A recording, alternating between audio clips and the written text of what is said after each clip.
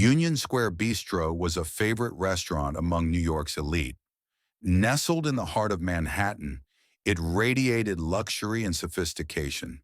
Business moguls, celebrities, and esteemed lawyers frequented its elegant halls, indulging in exquisite cuisine amidst the city's bustling energy.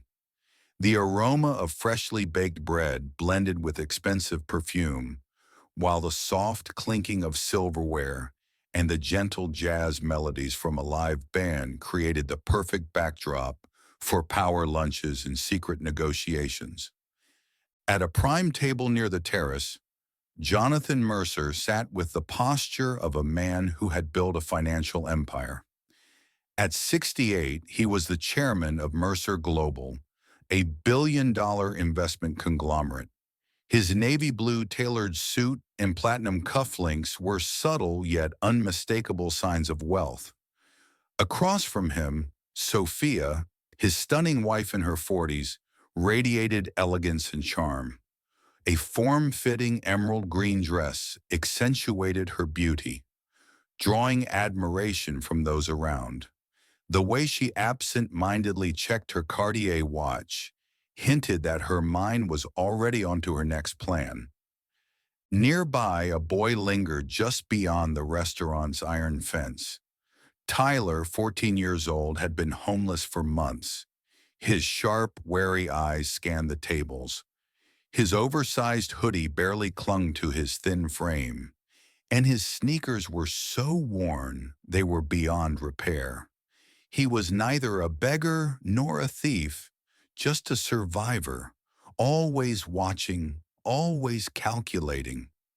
Jonathan sighed, rubbing his forehead. "You're distracted," he remarked, eyes fixed on his phone. Sophia flashed a well-rehearsed but hollow smile. "I'm right here," she replied smoothly, reaching across the table to lightly touch his hand. But her other hand, hidden beneath the table, had a different agenda. Tyler had seen many things on the streets, but what he saw next made his stomach tighten. With well-manicured fingers, Sophia subtly reached into her designer purse, retrieving a small, nearly invisible vial. With a practiced flick, she unscrewed the cap and tilted her hand ever so slightly. A clear liquid disappeared into the steaming bowl of clam chowder before Jonathan. Tyler held his breath. For a moment he questioned if he had imagined it, but the way she gently stirred the soup, the slight curl of her lips in satisfaction, he knew this was no accident. Panic clutched at his chest. He should walk away. Why get involved? What could he even do? But as Jonathan unconsciously lifted his spoon, Tyler's body moved before his mind could stop it. "Don't eat that!" Every head in the restaurant turned toward the scruffy boy standing outside the fence. Jonathan froze, spoonful of soup hovering inches from his mouth. Sophia's face darkened. "What?" she hissed, a dangerous edge to her voice. Tyler's legs trembled, but his voice was steady. "I saw you," he pointed directly at Sophia. "You put something in his soup." A ripple of murmurs spread across the restaurant. Jonathan looked from his wife to the boy. "Sophia?" His voice was calm, but his hand trembled as he set the spoon down. Sophia let out a sharp laugh, full of contempt. "You actually believe this street rat?